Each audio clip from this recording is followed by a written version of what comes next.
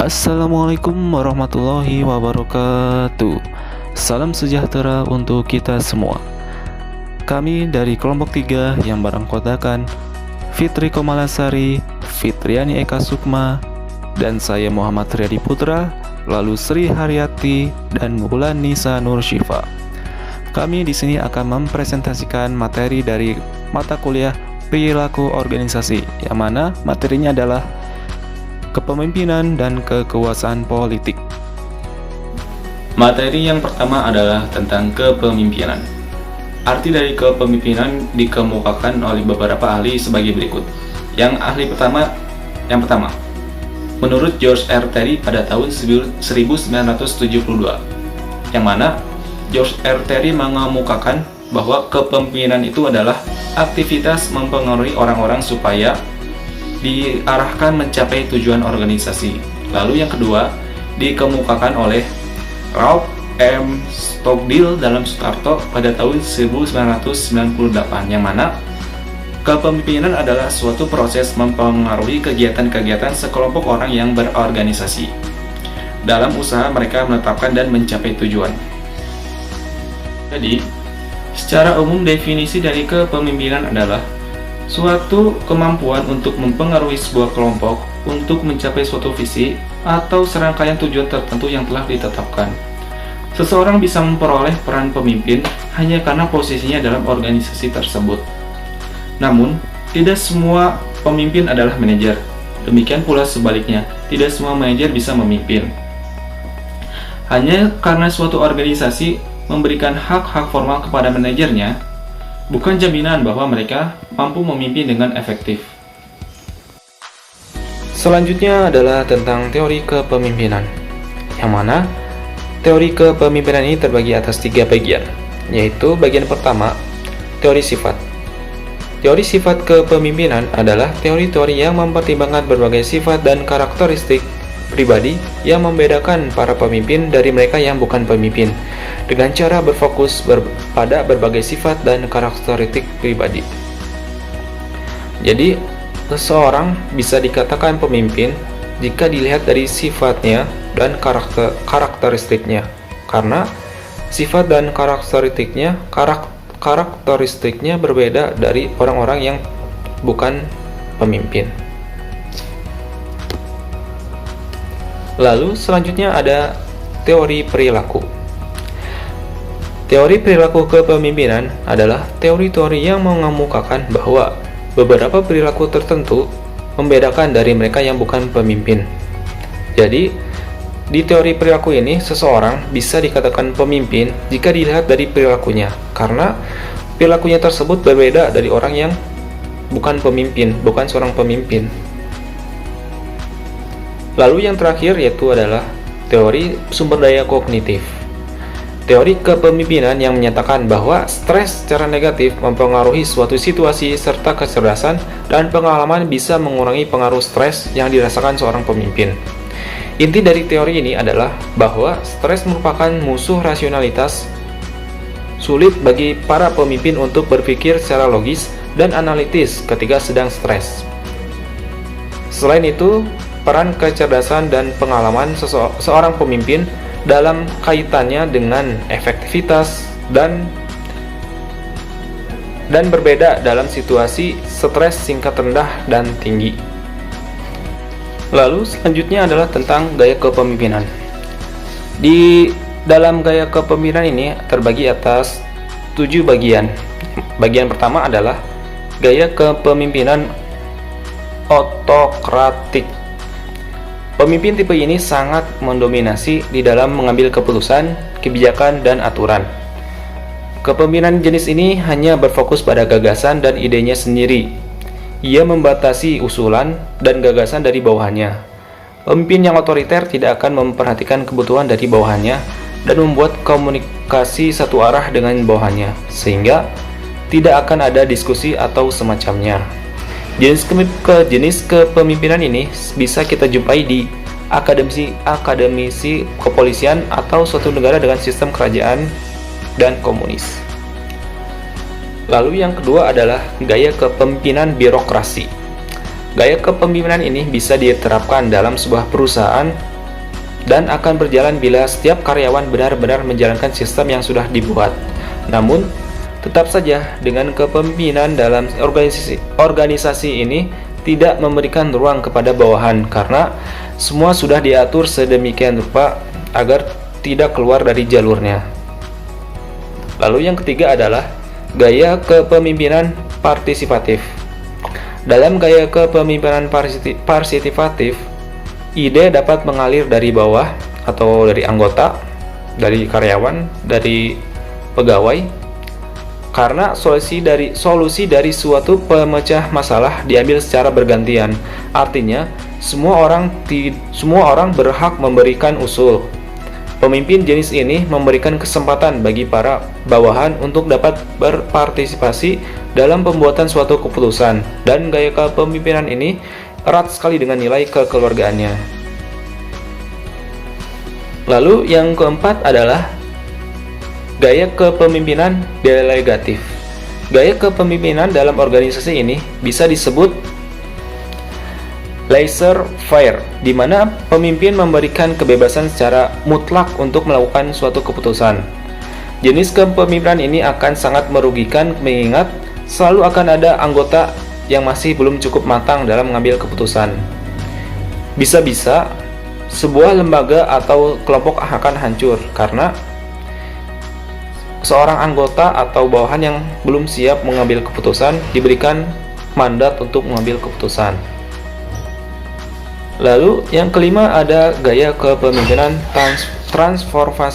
transformasional.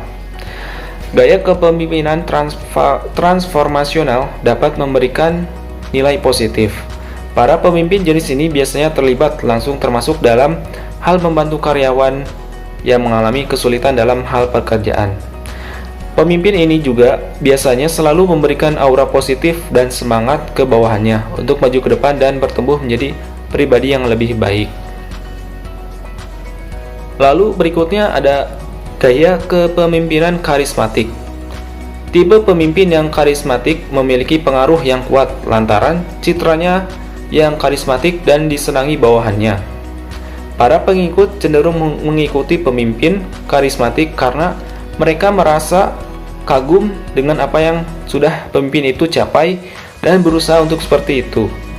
Karisma tersebut muncul dari pesona yang dia bangun sejak awal, sehingga hal itu sangat berpengaruh terhadap apapun kebijakan yang telah dia ambil, atau yang telah dia buat, atau yang telah dia putuskan.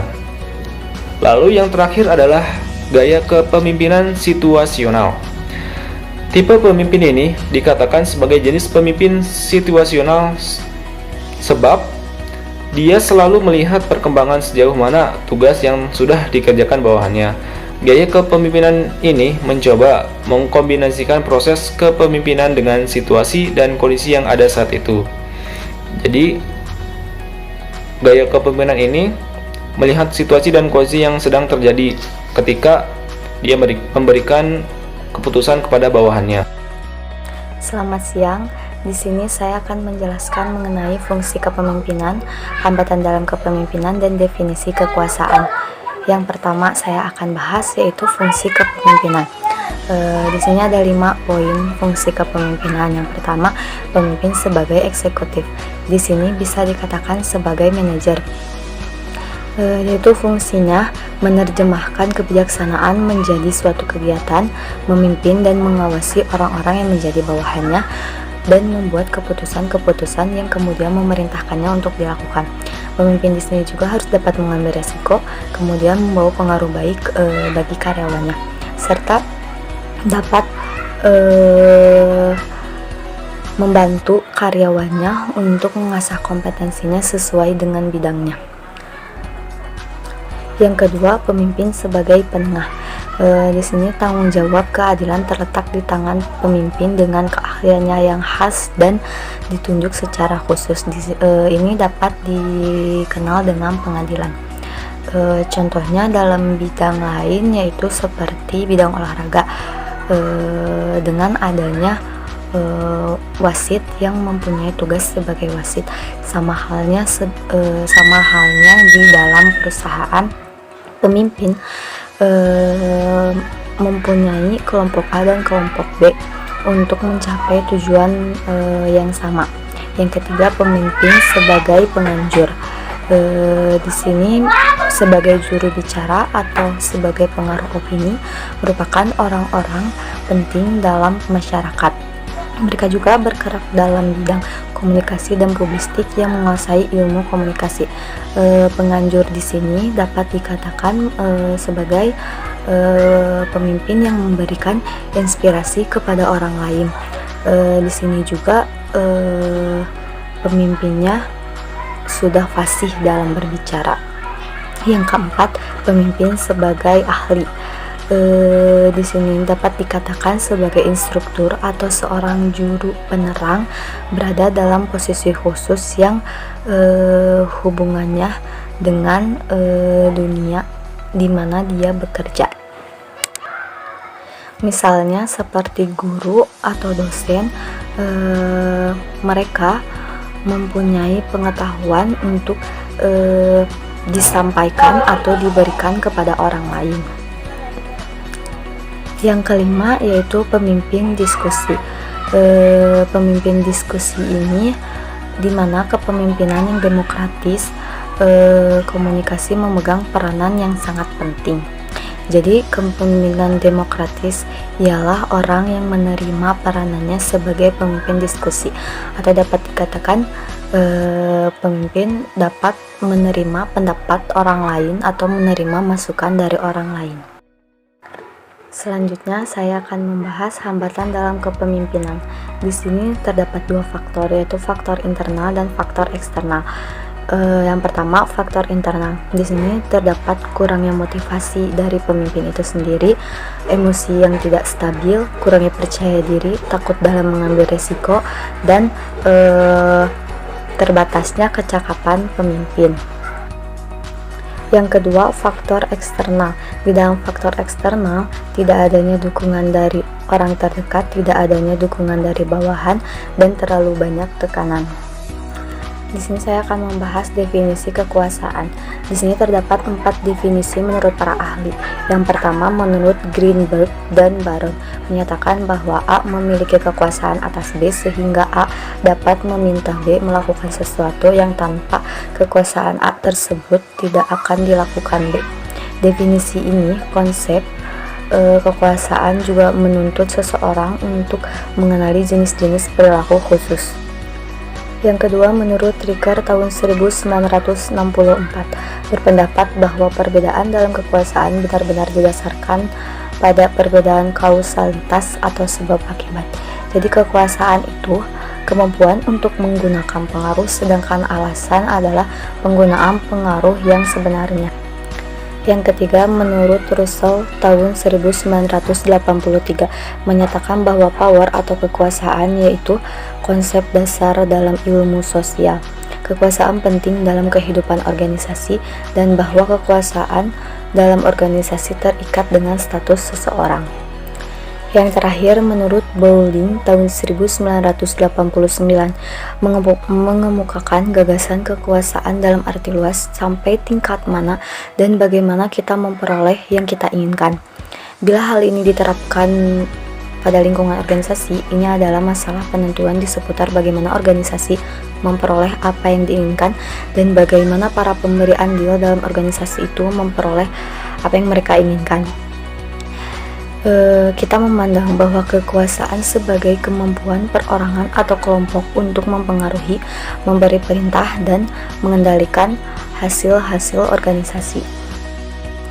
Jadi, definisi kekuasaan secara umum yaitu kemampuan seorang pelaku untuk memberikan pengaruh terhadap perilaku seseorang sehingga sesuai atau sama persis dengan keinginan pelaku yang memiliki kekuasaan.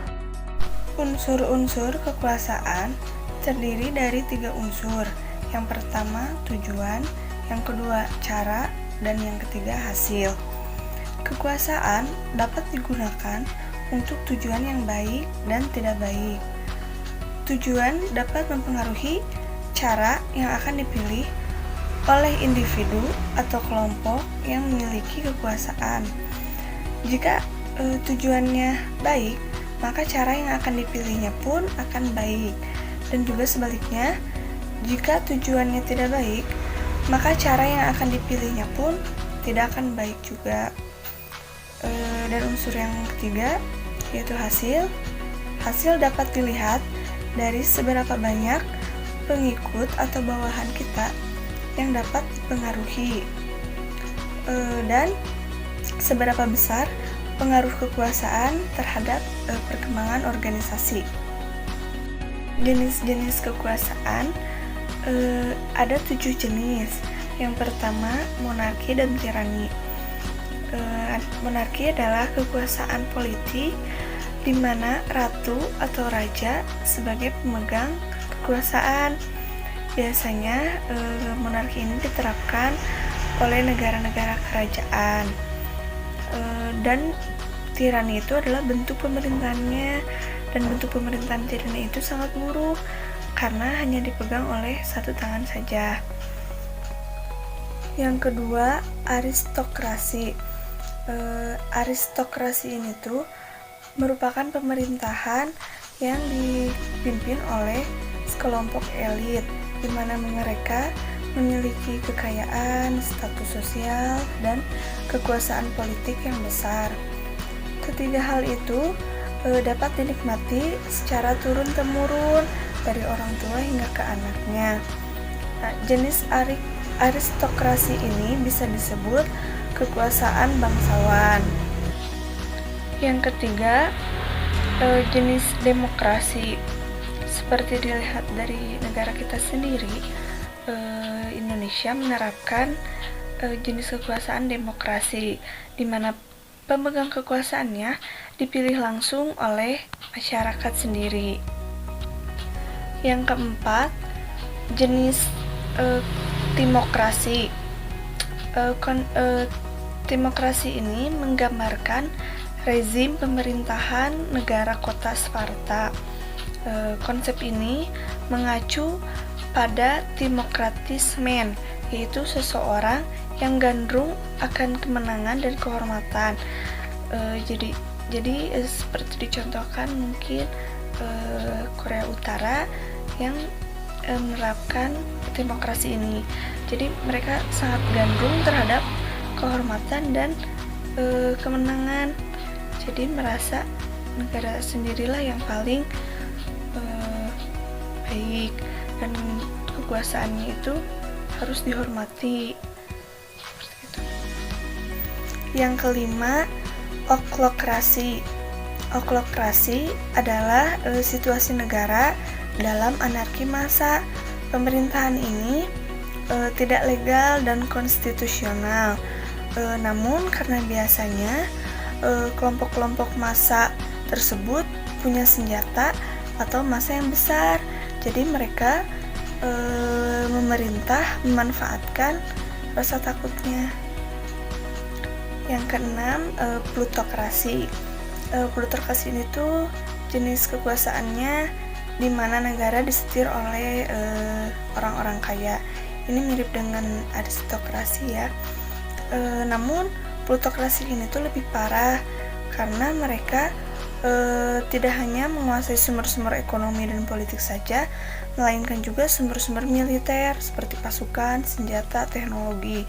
Nah, dalam kondisi seperti ini tuh plutokrasi biasanya secara de facto lebih berkuasa ketimbang pemerintahan resmi. Dan yang terakhir adalah kleptokrasi. Kleptokrasi ini adalah jenis kekuasaan di mana pejabat publik menggunakan kekuasaan publiknya untuk mencuri kekayaan negara. Jadi lebih ke korupsi. Jadi kleptokrasi itu bisa disebut korupsi yang dilakukan oleh para pejabat tinggi. Tipe-tipe kekuasaan menurut Tosi, Rizzo, dan Carroll tahun 1990 ada 5 tipe kekuasaan. Yang pertama, reward power. Tipe kekuasaan ini memusatkan perhatian pada kemampuan untuk memberikan ganjaran atau imbalan atas pekerjaan atau tugas yang telah dilakukan oleh orang lain. Misalnya, ada seorang karyawan yang telah melakukan pekerjaan dengan baik dan telah memberikan kepuasan kinerja, maka seorang pemimpin dapat memberikan reward power berupa gaji tambahan, bonus atau kenaikan jabatan. Yang kedua adalah coercive power. Kekuasaan ini bertipe paksaan. Ini lebih memusatkan pandangan kemampuan untuk menghukum orang lain. Misalkan seorang pemimpin memberikan hukuman kepada bawahannya dengan cara memberikan pekerjaan yang sulit, mencaci maki bawahan, bahkan menurunkan gajinya. Nah, menurut David Lawless, jika kekuasaan tipe ini tuh terlalu banyak digunakan, maka akan menimbulkan rasa kekecewaan bawahan terhadap pemimpin, dengan cara bawahan akan ada rasa ingin membalas dendam. Yang ketiga, referent power. Tipe kekuasaan ini didasarkan pada satu hubungan kesukaan atau liking, dalam arti ketika seseorang mengidentifikasi orang lain yang mempunyai kualitas atau persyaratan yang seperti yang diinginkannya.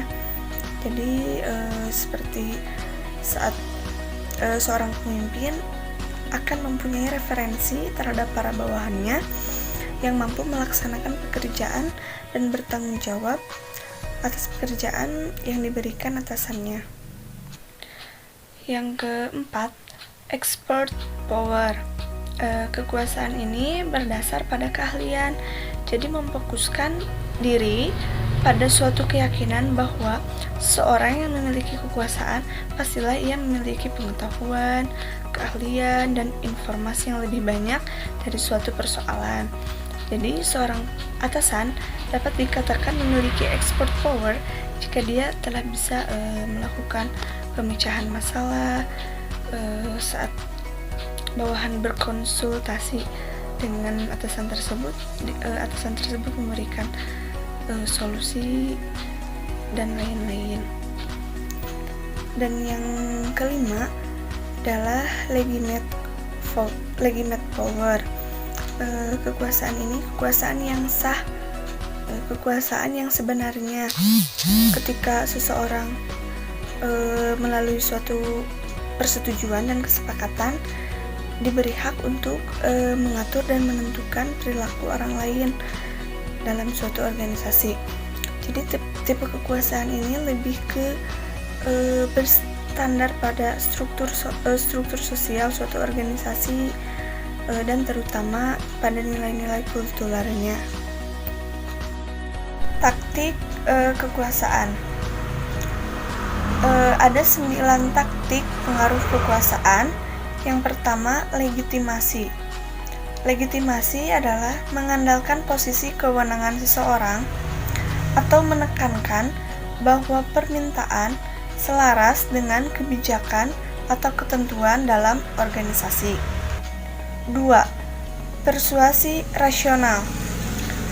Menyajikan argumen-argumen yang logis dan berbagai bukti faktual untuk memperlihatkan bahwa permintaan itu masuk akal. 3. Seruan inspirasional. Mengembangkan komitmen emosional dengan cara menyerukan nilai-nilai, harapan, kebutuhan, dan aspirasi sebuah sasaran. 4. Konsultasi. Meningkatkan motivasi dan dukungan dari pihak yang menjadi sasaran dengan cara melibatkannya dalam memutuskan bagaimana rencana dan perubahan yang akan dijalankan. 5. Tukar pendapat.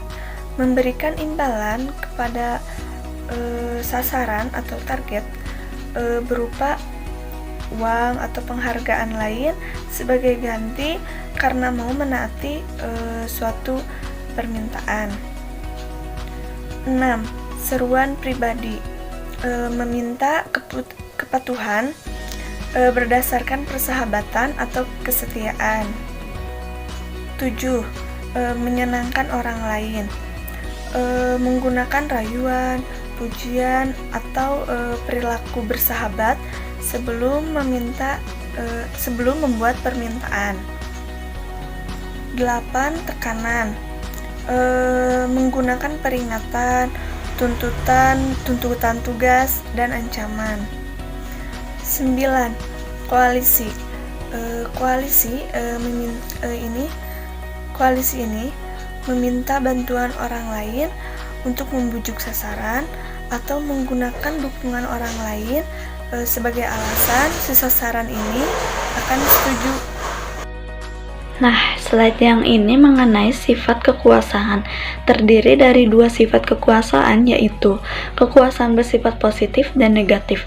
Yang pertama, kekuasaan bersifat positif, yaitu kemampuan seorang individu yang dapat memengaruhi atau mengubah pemikiran orang lain untuk melakukan suatu tindakan yang diinginkan oleh pemegang kekuasaan tersebut dengan sungguh-sungguh dan bukan dengan paksaan, baik secara fisik maupun mental. Nah, yang kedua ini kekuasaan bersifat negatif. Kekuasaan bersifat negatif di sini yaitu sifat atau watak dari seseorang yang bernuansa egois, arogan, serta apatis untuk melakukan suatu tindakan yang diinginkan oleh pemegang kekuasaan tersebut. Dan tindakan ini dengan cara paksaan atau tindakan baik secara fisik maupun mental.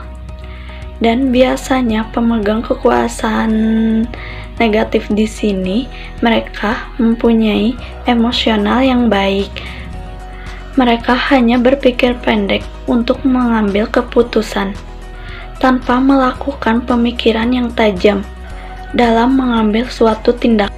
Nah, yang selanjutnya ini perbedaan dari kepemimpinan dan kekuasaan. Di sini konsep dari kepemimpinan dan kekuasaan adalah saling bertautan. Para pemimpin menggunakan kekuasaan sebagai sarana untuk mewujudkan tujuan kelompok. Para pemimpin mencapai tujuan dan kekuasaan adalah sarana untuk memudahkan usaha mereka tersebut. Kekuasaan tidak mengisyaratkan tujuan, melainkan ketergantungan. Sedangkan kepemimpinan mensyaratkan kesesuaian antara tujuan pemimpin dan mereka yang dipimpin. Jadi perbedaannya di sini sebenarnya saling berkesinambungan antara kepemimpinan dan kekuasaan. Si pemimpin ini adalah orang berpengaruh atas bawahannya untuk mencapai tujuan organisasi tersebut. Sedangkan kekuasaan di sini adalah kewenangan yang didapatkan dari si pemimpin tersebut sebagai sarana untuk memudahkan usaha mereka tersebut. Nah, yang selanjutnya ini mengenai politik.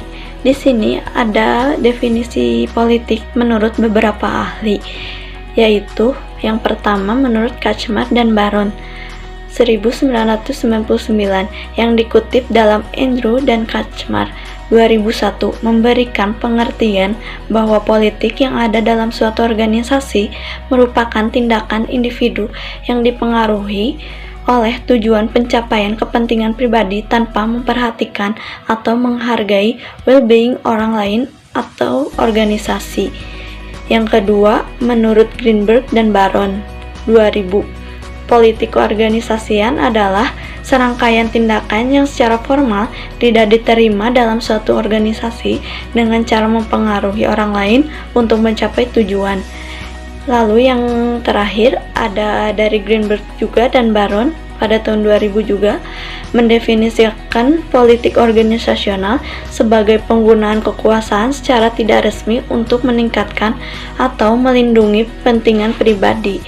Jadi, definisi politik menurut beberapa ahli ini dapat disimpulkan bahwa suatu tindakan individu di sini untuk mencapai tujuan pribadi atau melindungi kepentingan pribadi tanpa menghargai orang lain atau organisasi. Yang selanjutnya itu pengertian politik dalam organisasi. Di sini pengertian politik dengan politik dalam organisasi hampir bersinggungan. Konsep-konsep kekuasaan, influence atau pengaruh, resource atau sumber daya, interest atau kepentingan merupakan sejumlah konsep yang melekat di dalam definisi politik maupun politik organisasi. Politik tidak selalu berarti buruk di sini. Politik adalah media kompetisi gagasan antar sejumlah pihak yang berbeda guna mencapai tujuan masing-masing. Sedangkan politik keorganisasian adalah tindakan-tindakan yang diambil untuk memperoleh dan menggunakan power atau kekuasaan dalam hal pengendalian sumber daya organisasi demi mencapai hasil yang diharapkan oleh satu pihak terhadap pihak lain. Jadi pengertian politik organisasi ini merupakan bagian dari satu kesatuan yang berkepentingan dalam pembentukan tatanan sosial. Organisasi ini juga dapat menciptakan suatu bentuk struktur untuk diikuti. Oke, selanjutnya saya akan membahas tentang faktor-faktor yang mempengaruhi dalam berpolitik. Yang pertama di sini ada menurut Kettner 2006, dia menjelaskan bahwa faktor-faktor utama yang menyebabkan munculnya perilaku terpolitik adalah karena adanya ketidakpastian dalam organisasi. Contohnya seperti tujuan yang tidak jelas, ukuran prestasi atau kinerja yang tidak baik, proses pembuat keputusan yang kurang baik dan tidak terdefinisi, baik secara individu atau kompetisi dengan kelompok yang tinggi atau perubahan yang sangat pesat. Yang kedua di sini ada menurut Karl Albrecht 1983. Dia memberikan pemahaman bahwa suatu organisasi akan dipengaruhi oleh faktor-faktor politis internal yang berkaitan dengan budaya, organisasi, dan gaya manajemen. Faktor-faktor politis yang dimaksud Albrecht adalah merupakan iklim politik organisasi. Pada prinsipnya juga dia mempengaruhi iklim secara organisasi secara keseluruhan. Elemen politik ini yaitu suatu faktor-faktor internal dalam organisasi, kultur dan gaya manajemen yang mempengaruhi para pengambil keputusan dalam melaksanakan fungsi manajemen. Baik, selanjutnya saya akan membahas tentang elemen-elemen politik dalam organisasi. Yang pertama di sini ada menurut Albert 1983. Dia mengungkapkan ada 5 elemen politis dalam organisasi yang hendaknya dapat dipahami. Antara lain, yang pertama ada inner circle relationship, yang dimana dia mengidentifikasikan hubungan antara manajer dengan bagian eksekutif. Yang dimana di sini itu dia bersifat kekeluargaan, kerabat, pertemanan, baik di dalam departemen maupun di luar departemen. Tetapi hal ini dapat mempengaruhi sebuah pengambilan keputusan. Seperti contohnya bila kita di dalam suatu ruangan rapat atau ruang diskusi, manajer itu lebih cenderung memilih saran dari keluarga atau kerabat atau pertemanannya, karena dia memikirkan bahwa saran yang terbaik itu adalah dari saran keluarga, bukan dari orang lain. Nah itu, jadi suatu pengambilan keputusan manajer itu dia lebih cenderung kepada kerabat dan kawan atau keluarganya. Terus yang kedua di sini ada axis of influence, yang dimana dia mengidentifikasikan hubungan manajer menengah yang langsung ke bagian eksekutif tetapi tidak melewati manajer divisi. Jadi ini biasanya manajer menengah itu adalah atasannya divisi.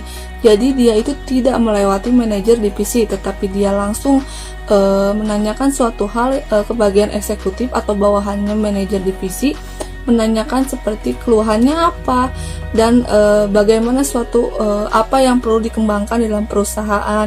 Jadi menanyakan hal-hal seperti email atau yang akan dipromosikan itu kepada bagian divisinya gitu, seperti itu. Terus yang ketiga di sini ada informal power center, yang dimana di sini karyawan operasional yang memiliki hubungan pertemanan dengan manajer senior. Jadi ini bisa dibilang semisalnya ada suatu penyempitan atau masa jabatan yang akan habis di manajer menengah atau manajer divisi. Nah, karyawan operasionalnya itu bisa diajukan atau dipromosikan, dinaikkan jabatannya, diajukan kepada direktur. Jadi kayak contoh seperti channel kayak gitu. Terus yang keempat di sini ada polarizing elemen yang dimana ketidakcocokan manajer dengan bawahannya. Hal ini itu dapat menghambat aktivitas organisasi karena adanya perbedaan prinsip yang pada akhirnya ada hubungan yang saling berkompetisi yang mempengaruhi interaksi emosional.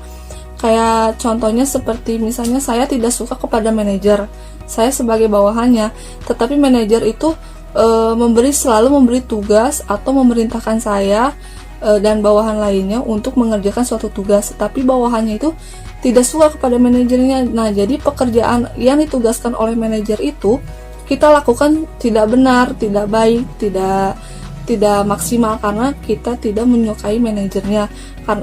Dengan hal itu pasti memperburuk kinerja, kualitas kinerja pekerjaan kita karena kita tidak suka kepada manajernya. Terus yang terakhir di sini ada informal coalition, yang dimana itu dilihat dari grup koalisi. Jadi itu misalnya kita bilang tidak setuju kepada keputusan tersebut, tapi kita tidak bilang kepada manajer bahwa itu tidak pantas atau kita tidak setuju, tetapi mereka itu mengumpulkan orang-orang yang tidak setuju untuk mempengaruhi orang-orang untuk tidak setuju kepada keputusan yang manajer putuskan. Nah, di situ itu orang-orang yang tidak setuju itu dia membuat koalisi, membuat grup gitu, bahwa orang-orang itu tidak suka kepada keputusan manajer seperti itu. Nah, selanjutnya saya akan membahas tentang taktik memainkan politik dalam organisasi. Di sini ada 8 poin. Yang pertama ada meningkatkan ketidakmampuan mengganti, yang dimana di sini di dalam suatu organisasi hanya membutuhkan satu orang atau suatu sistem yang hanya memerlukan tugas yang dibutuhkan oleh suatu sistem atau organisasi. Maka suatu sistem itu dikatakan sebagai pemilik ketidakmampuan mengganti. Yang kedua di sini dekat dengan manajer yang berkuasa, yang dimana mempunyai cara lain untuk memperoleh kekuasaan dengan mengadakan pendekatan dengan manajer yang sedang berkuasa. Yang ketiga di sini membangun koalisi, yang dimana membangun koalisi itu adalah membentuk atau melakukan koalisi dengan individu atau suatu sistem yang memiliki kepentingan yang sangat berbeda, yang merupakan suatu taktik politik yang dipakai oleh suatu manajer untuk memperoleh kekuasaan untuk mengatasi sebuah konflik.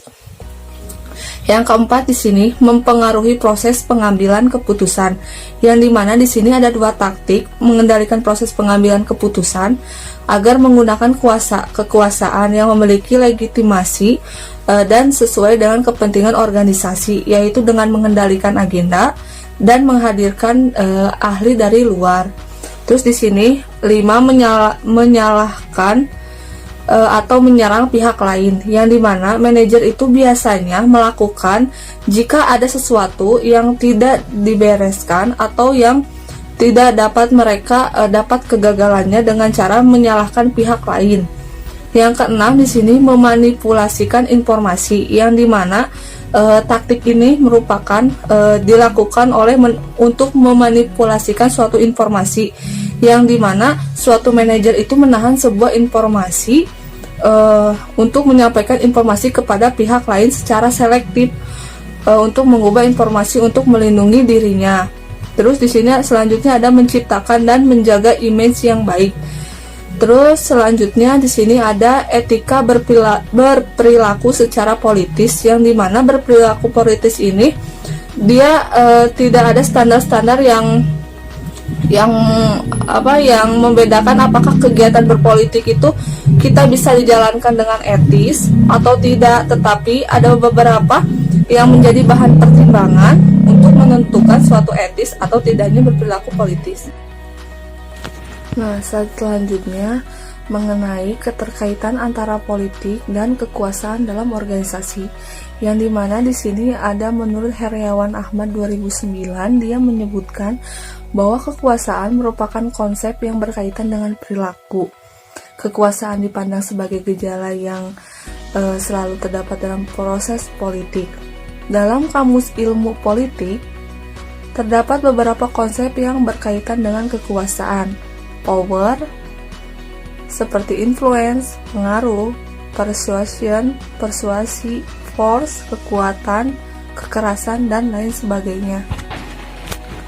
Jadi, kesimpulannya itu yaitu keterkaitan kekuasaan di dalam organisasi itu, di mana keterkaitan itu adalah pada saat terjadinya interaksi antara satu orang atau lebih. Nah, disitulah muncul suatu kekuasaan yang dimana satu orang itu bisa mempengaruhi orang lainnya.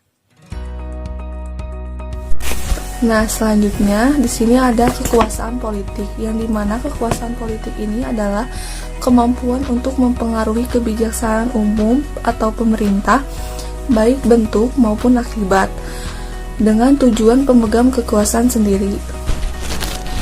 Nah, jadi pada intinya kekuasaan politik itu adalah suatu kemampuan seseorang untuk mempengaruhi kebijaksanaan umum. Di sini konteksnya itu suatu pemerintah. Contohnya kayak misalnya sekarang adanya PSBB. Nah, itu salah satu contoh kekuasaan politik. Jadi masyarakat harus mengikuti aturan yang dibuat oleh pihak tertentu atau lembaga yang... Sekian presentasi dari kelompok kami. Mohon maaf apabila banyak kesalahannya dan kekurangannya. Dari awal sampai akhir kami ucapkan terima kasih yang sebesar-besarnya. Semoga apa yang telah kami sampaikan kepada teman-teman semua bisa bermanfaat. Wassalamualaikum warahmatullahi wabarakatuh. Salam sejahtera untuk kita semua.